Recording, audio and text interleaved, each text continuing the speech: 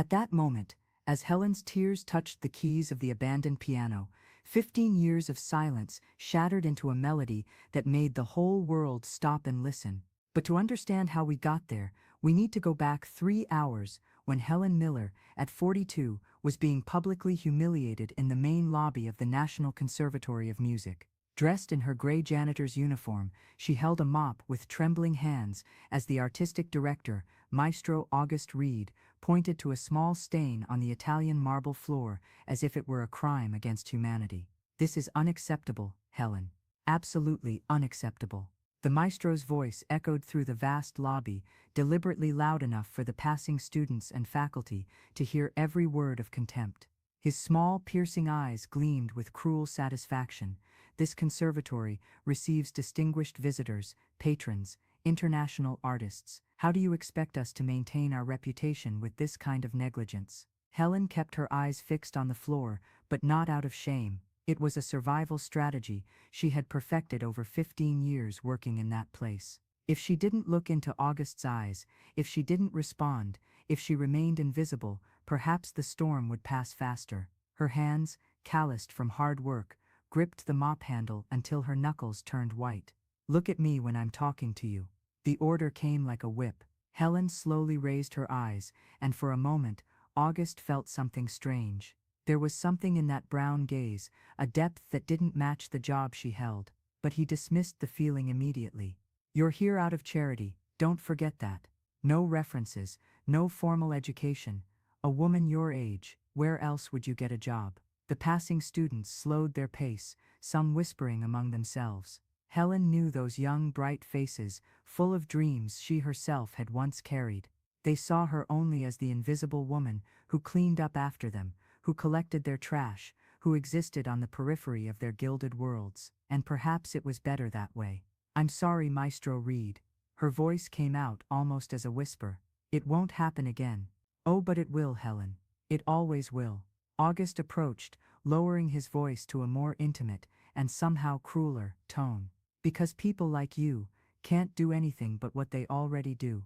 It's your nature." At that moment, something inside Helen broke. It wasn't the first time she had heard such words, but something in the way he said, "People like you," awakened a pain she had buried so deep she had almost forgotten it existed. Her hands began to tremble, not from fear or anger, but from a longing so intense it was physically painful. Suddenly, she was back at 15, in another place, another time. The small apartment where she had grown up with her grandmother Carmen always smelled of coffee and the cheap perfume the old woman insisted on wearing even though she had nowhere to go. The upright piano, out of tune, and with some stuck keys, occupied almost half of the cramped room. It was an inheritance from Helena's great-grandmother, one of the few valuable things the family had managed to keep. "Music is language, my little one," Carmen would say, her wrinkled hands guiding Helen's small fingers over the keys. "It's not about having the most expensive instrument or the most famous teacher, it's about what comes from your heart and touches the hearts of others." Helen remembered the first time she truly played, not just pressing keys following a score, but truly playing. It was her own composition, born from a sad afternoon when she had argued with classmates at school. Her fingers found the sounds on their own, as if they always knew where they were. The melody that came out was melancholic, but it also had a strange hope, a light at the end of a very dark tunnel. Carmen cried that day. "You have a gift, Helen. A rare gift, but gifts don't pay bills." When Carmen died,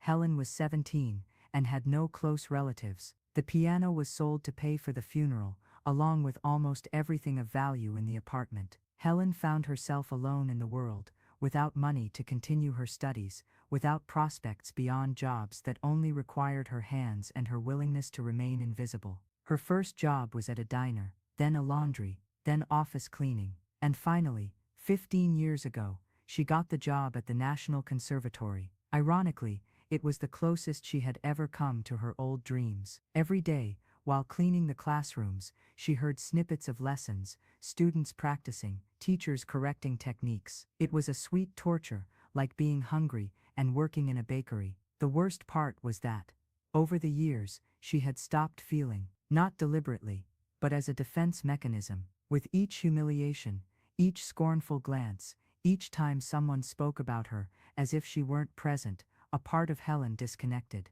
Until, after more than a decade, she herself had begun to believe that perhaps August was right. Perhaps she really was just that.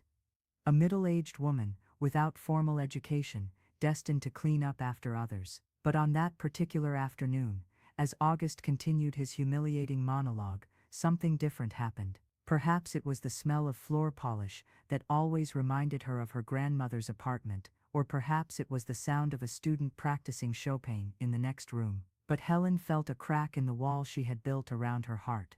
"Are you still listening to me?" August's voice brought her back to the present. "I hope so, because I'm going to be very clear. One more lapse of this magnitude, and you'll be looking for a job elsewhere, and I doubt you'll find one." Helen nodded mechanically, but inside, something was stirring, a restlessness she hadn't felt in years. When August finally walked away, followed by a small entourage of professors who chuckled quietly at his cruel remarks, Helen remained there in the middle of the lobby, holding the mop and feeling as if she were waking up from a very long dream. The next 2 hours passed in a blur. Helen performed her duties like an automaton. She cleaned bathrooms, emptied trash cans, wiped down windows, but her mind was elsewhere, revisiting memories she had locked away. The feel of the keys under her fingers, the sound of her own voice singing harmonies she improvised on the spot, the proud expression on Carmen's wrinkled face when she played for the neighbors on Sunday afternoons. It was while she was cleaning the main concert hall that everything changed. It was almost 6 in the evening, the conservatory was practically empty, and Helen had left this room for last, because it was always the most laborious. The immense stage, with its Steinway grand piano, required special care. It was the heart of the conservatory, where the most important recitals took place, where careers were launched and dreams came true. Helen was mopping the floor around the piano when she heard voices approaching down the hallway. Quickly, she recognized one of them, August. The other was female, younger, and spoke with an accent Helen couldn't identify. "Really impressed with the facilities, Maestro Reed," said the female voice. "My contacts in Vienna spoke highly of the work you do here." "Ah, Madame Dubois, the National Conservatory has always prided itself on maintaining the highest standards," August replied, in the honeyed voice he used only with important people. "Our international reputation is the fruit of years of dedication to excellence." Helen hid behind the piano, hoping they would pass. She didn't want any more confrontations that day, but the voices stopped right at the entrance to the room. "This Steinway is magnificent," said the woman, whom Helen could now see was an elegant lady with gray hair pulled back in an impeccable bun. "May I?" "Naturally. Are you a pianist?"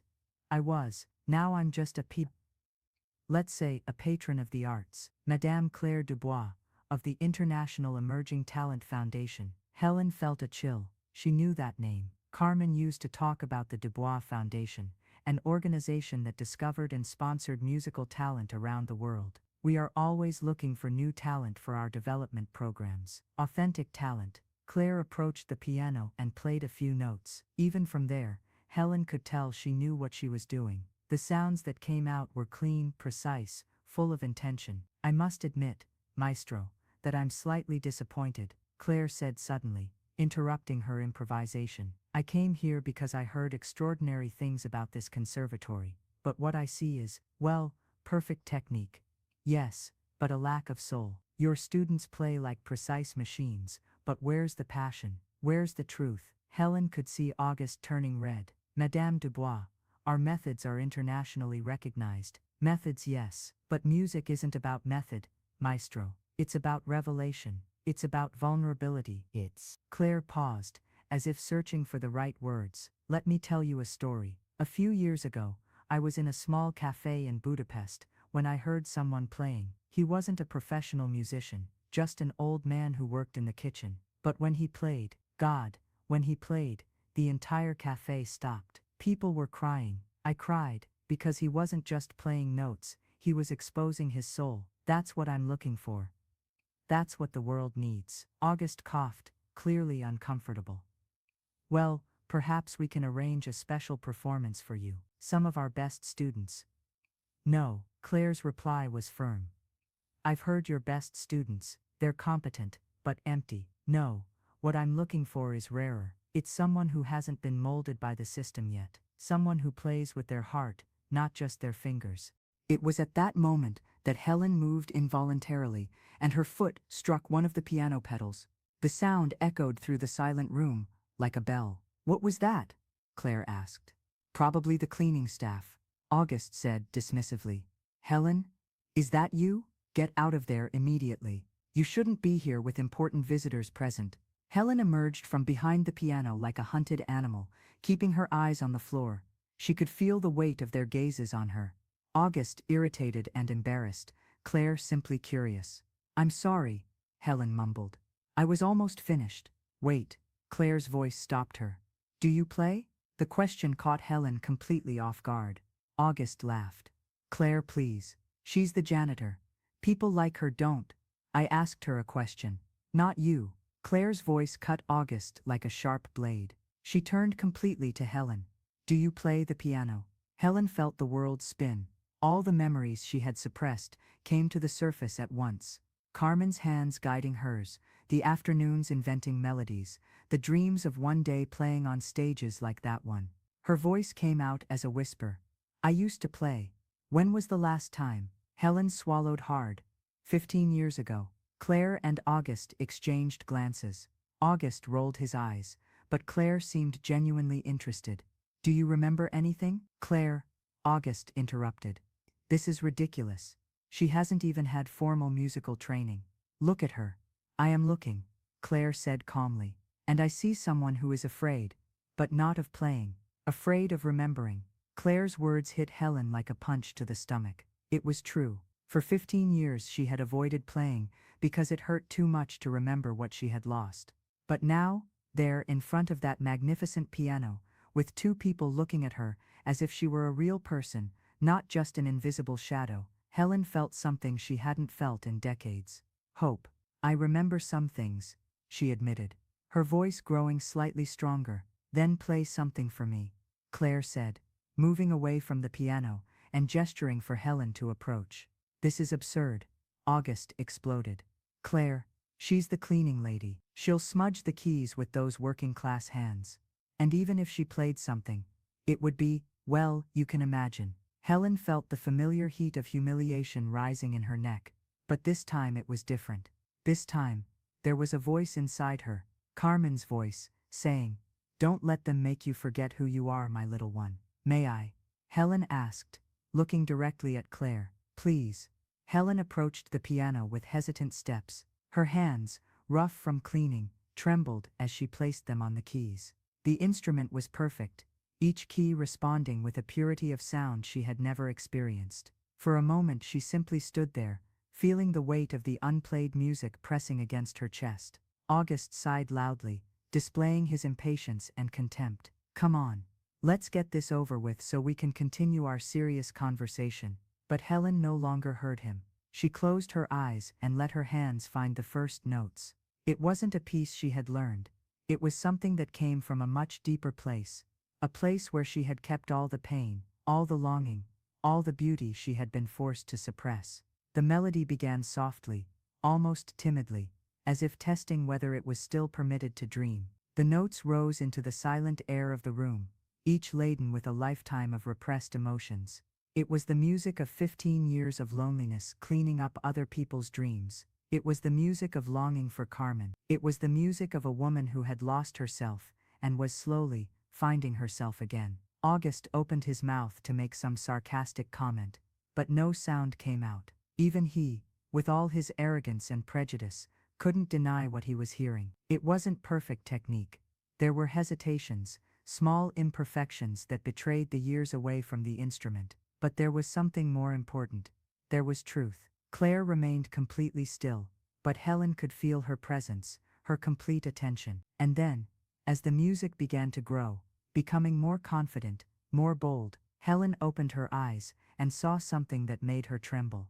Claire was crying. The music evolved from melancholy to hope, from whisper to declaration. Helen's hands moved over the keys, as if they had never stopped, finding harmonies she didn't even know she knew, creating variations that arose spontaneously from the moment. It was pure improvisation, music being born in the exact instant it was played. And then, at the most intense moment of the music, Helen did something that surprised everyone, including herself.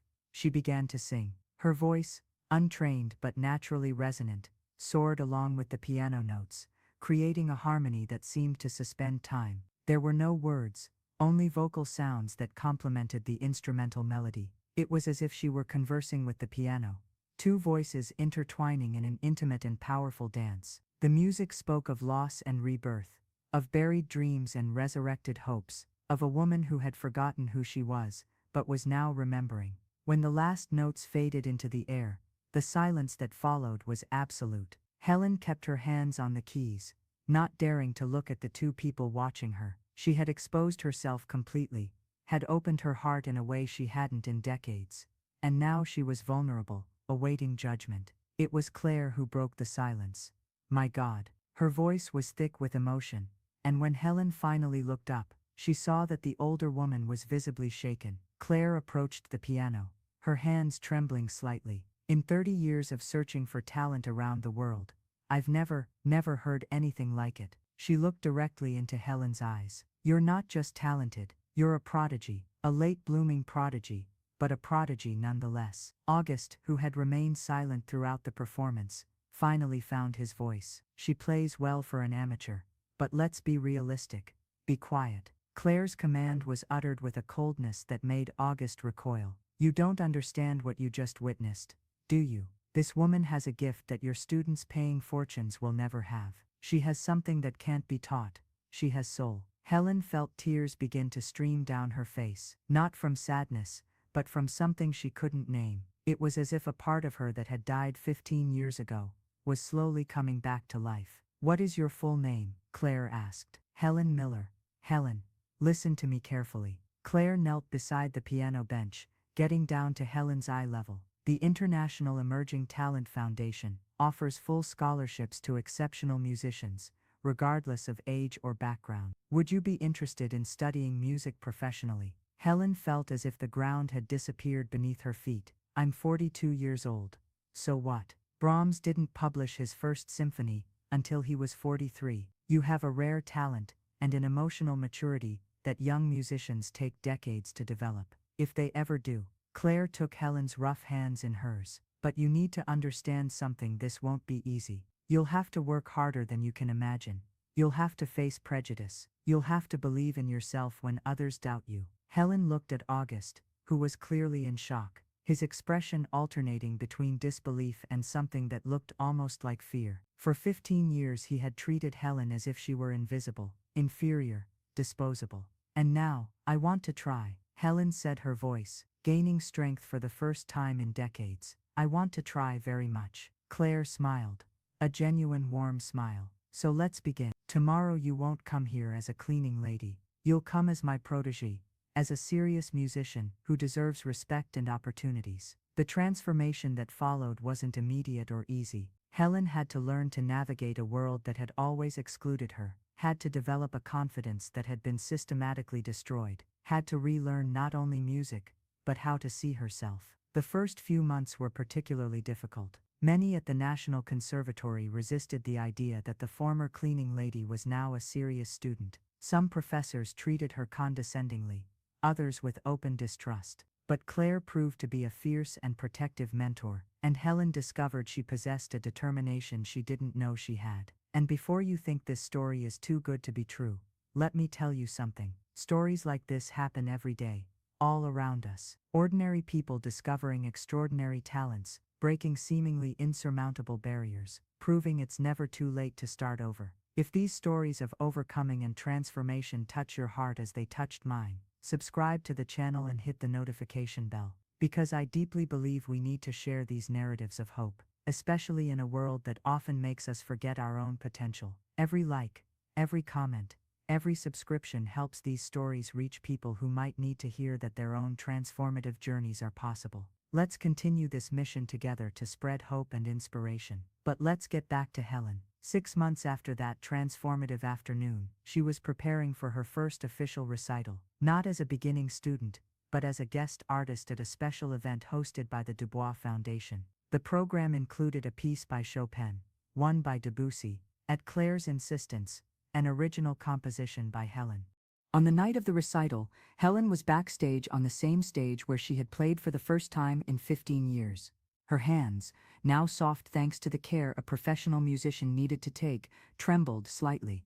The elegant black dress Claire had insisted she buy still felt foreign on her body, as if it belonged to someone else. "Nervous?" Claire asked, appearing at her side. "Terrified," Helen admitted. "Great. Means you care." Claire adjusted an invisible crease in Helen's dress. "Remember, you're not here to impress anyone. You're here to tell your story, and your story deserves to be heard." Helen nodded, taking a deep breath. She could hear the murmur of the audience from behind the curtain. She knew August was there. Claire had made a point of inviting him personally. She also knew there were journalists, other musicians, important people from the music world. But mostly, she knew there were ordinary people, people who might see in her story a reflection of their own unexplored possibilities. When her name was announced and the curtains opened, Helen walked to the piano with a grace she had developed over months of training. The audience was silent, expectant. She sat down, adjusted the bench, placed her hands on the keys, and for a moment, allowed herself to look out at the audience. There was August, in the front row, his expression still showing discomfort with the turnaround his former cleaning lady had made. Beside him, Claire smiled encouragingly, and scattered throughout the audience, Helen saw curious, skeptical, hopeful faces.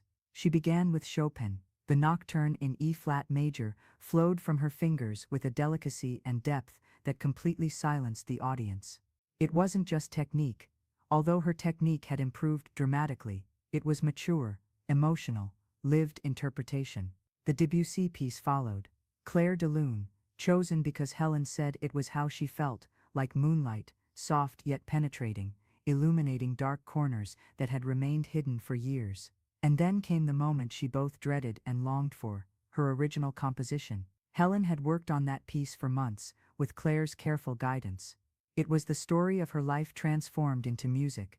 It began somber, almost suffocating, representing the years of invisibility and suppression. Gradually, it introduced elements of hope, small melodies that grew and developed, symbolizing the awakening of her dormant talents. And it culminated in a celebration of rebirth, a musical declaration that it's never too late to become who you truly are. When the last note resonated in the silence of the hall, Helen kept her hands on the keys, just as she had done on that first afternoon. But this time, when she looked up, she saw something completely different. The entire audience was on its feet. Many people were openly weeping. The applause, when it finally began, was deafening, sustained, genuine. Helen rose slowly, still processing what had just happened. Claire was the first to reach the stage, enveloping Helen in a tight hug. "You did it," she whispered, in Helen's ear. "You really did it." But the biggest surprise came a few minutes later, when Helen was backstage receiving congratulations. August approached, and for the first time in 15 years, looked directly into her eyes. "Helen," his voice was different, softer, almost humble. "I need to apologize."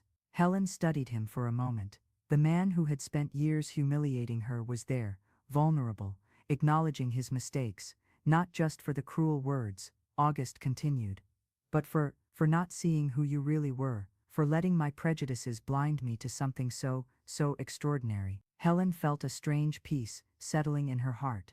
It wasn't triumph she felt, it wasn't vengeance, it was something deeper, forgiveness and understanding. "Maestro Pereira," she said softly, "we all sometimes lose sight of what really matters. What matters is when we manage to see again." August nodded, clearly moved. You taught me something today, something I had forgotten about music, about people, he hesitated, about humility." In the months that followed, Helen's story spread far beyond the classical music world. Newspapers wrote about her, television programs invited her on, but more important than the sudden fame were the letters she began to receive, hundreds of them, from people across the country and beyond, sharing their own stories of forgotten talents, abandoned dreams, and resurrected hopes. One letter in particular deeply affected her. It was from a 55-year-old woman who had stopped painting when she got married, decades earlier. "Your story reminded me that it's never too late," she wrote. I bought paints yesterday.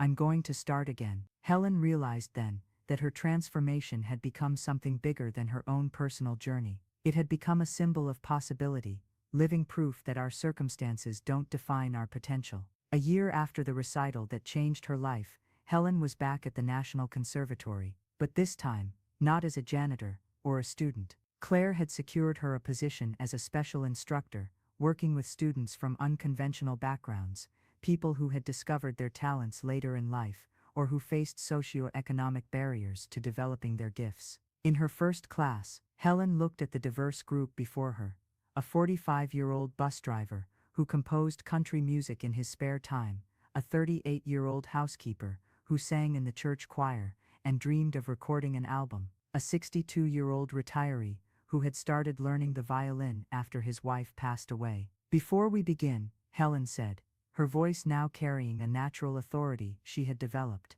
"I want you to understand one thing. You are not here despite your stories, you are here because of them. Every hardship you've faced, every obstacle you've overcome, every moment you chose not to give up on your dreams, all of that is part of what will make your music unique, authentic, necessary." She sat down at the piano, the same Steinway, where it all began, and played the first notes of the composition she had premiered at that memorable recital. "This music tells the story of a woman who spent 15 years cleaning up other people's dreams until she discovered she could still fulfill her own," Helen said, her hands moving gently over the keys. "And now I want to hear your stories transformed into music." What happened in that room, and in all the classes that followed, was magical in a way even Helen hadn't anticipated. Her students didn't just learn musical technique and theory, they discovered that their life experiences, far from being obstacles, were actually their greatest artistic assets. The bus driver created a symphony, inspired by the rhythms of the city, the faces he saw in his rearview mirror every day, the silent stories of the passengers he transported. The housekeeper developed a unique vocal style blending gospel with African influences, singing about dignity, resilience, and faith. The retiree composed violin pieces that captured the pain of loss and the beauty of shared memories. Helen realized she wasn't just teaching music, she was helping people translate their lives into art, and in the process, she herself continued to grow. Each student who transformed under her guidance reminded her of her own journey, reinforcing her belief that talent knows no age, social class, or circumstance. 2 years after that transformative afternoon, Helen received a call that would change her life once again. It was from a renowned international music producer who had heard recordings of her compositions and wanted to discuss the possibility of an album. "Your music has something I rarely find these days," he said, during their first meeting. "It tells real stories, touches genuine emotions. In a world full of manufactured music, you offer pure authenticity." The album, when it was released, made an impact that surprised even Helen. It wasn't just a commercial success, although it was that too, but it became a cultural phenomenon. The songs spoke to people who felt forgotten, invisible, underestimated. They spoke to those who had given up on dreaming and needed to be reminded that it was never too late to start again. And mostly, she thought of all the people who were still out there, in forgotten corners, in jobs that made them feel invisible, carrying undiscovered talents and unrealized dreams, waiting for their own moment of awakening. The music flowing from her fingers was for them, a promise that it was never too late, never too impossible, never too improbable, a reminder that sometimes, the most extraordinary transformations begin in the most ordinary places, with the most unlikely people, at the most unexpected moments. When the last notes faded into the silent air of the studio, Helen smiled. Outside, the world continued to turn, full of infinite possibilities waiting to be discovered, and she, once an invisible woman cleaning up other people's dreams, was now a guardian of those possibilities, living proof that life always offers a second chance to those courageous enough to embrace it. Helen's story had become bigger than herself. It had become a light in the world, illuminating paths for others walking in darkness, reminding everyone that within each ordinary person lies the potential for something extraordinary, waiting only for the right moment, the right person, the right courage to awaken.